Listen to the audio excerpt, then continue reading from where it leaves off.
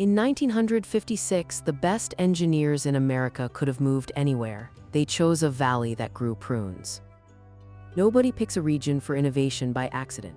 There's no invisible hand pointing at orchards and saying, "Here, build the future." But that's exactly what happened in Santa Clara County, California. A place defined by agriculture became the capital of the digital age. The question isn't why innovation happened there. The question is, what incentives made it rational for the smartest people on Earth to cluster in one specific place? Start with Stanford University, not Harvard, not MIT. A school built in 1885 on Leland Stanford's horse farm, deliberately placed outside the East Coast power structure. Stanford's founder wanted to create something new, not replicate something old. By the 1930s, the university was broke and desperate. The solution: lease the surrounding farmland to engineers and small manufacturers. Terman, the dean of engineering, made a deliberate bet. Proximity to a research university plus cheap, available land equals economic gravity. Terman wasn't wrong. In 1938, two of his graduate students, Bill Hewlett and Dave Packard, started a company in a Palo Alto garage. HP became the anchor tenant of what economists now call an innovation cluster. But here's what matters. They didn't start HP because of some romantic garage mythology. They started it because Terman actively pushed them to stay in the region instead of taking jobs on the East Coast. Look at what they were paid to see. The real estate was cheap, the talent pool was local, and the university was literally next door. Now jump forward to 1956. Shockley Semiconductor, founded by William Shockley, one of the transistor's inventors, opened a plant in Mountain View. Shockley was a genius and a difficult man. 8 of his best engineers quit in 1957 and started Fairchild Semiconductor. Fairchild hired more people. Those people left and started Intel. Intel hired more people. They left and started AMD. This wasn't organic sprawl, it was a chain reaction triggered by a specific economic geography. Low barriers to entry, abundant venture capital flowing in from San Francisco banks, and a growing ecosystem of suppliers and support services. But talent clustering alone doesn't explain it. Detroit had talent. It had the auto industry, the best engineers money could buy, and a century of manufacturing expertise. So why didn't semiconductor innovation happen in Detroit? Because Detroit's economy was already locked in. General Motors, Ford, and Chrysler controlled the talent pipeline.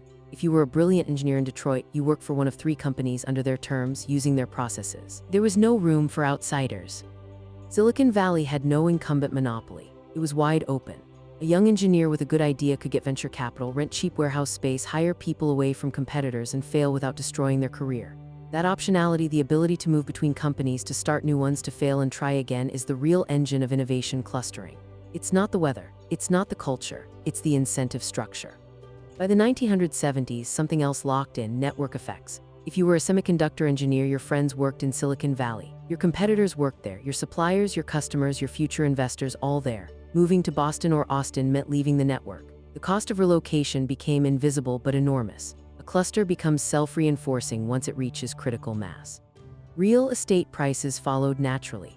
As demand for engineering talent exploded, housing costs rose. This created a new incentive: only engineers could afford to live there. Blue-collar workers couldn't. This shaped the region's entire character: high-skilled, high-wage, high-cost. It also meant that once you were in, you stayed. Leaving meant losing wealth. The cluster became a trap, but a profitable one. The government played a role too, though it's often overlooked. Federal defense spending during the Cold War funded semiconductor research. Military contracts required proximity to suppliers and engineers. Stanford's electrical engineering program was directly subsidized by military grants. Geography plus government spending plus private capital, that's the combination that created the cluster. Remove any one element and the outcome changes. By the 1990s, Silicon Valley wasn't just a place. It was an idea. Every city wanted one. Austin, Boston, Seattle, Bangalore, they all tried to replicate it. Some succeeded partially. None fully replicated it because you can't manufacture history. You can't retroactively create the 1930s desperation that forced Stanford to lease farmland. You can't undo decades of lock-in that already favored other regions.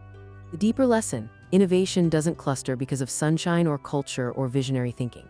It clusters because of specific, measurable incentives: cheap land, access to capital, low barriers to entry, proximity to talent and suppliers, and freedom to fail. Remove the cheap land and the incentive structure breaks.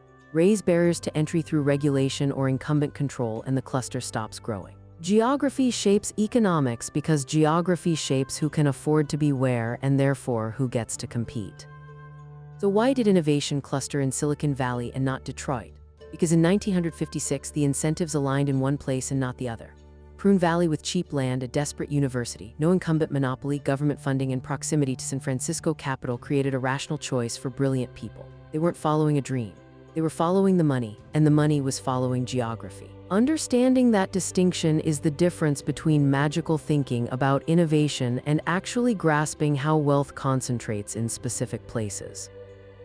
This video is for educational and informational purposes only and is not financial advice. Always do your own research. Subscribe for more geoeconomic deep dives into how geography, incentives, and power shape the world's wealth and power structures. This video is for educational and informational purposes only and is not financial advice. Always do your own research.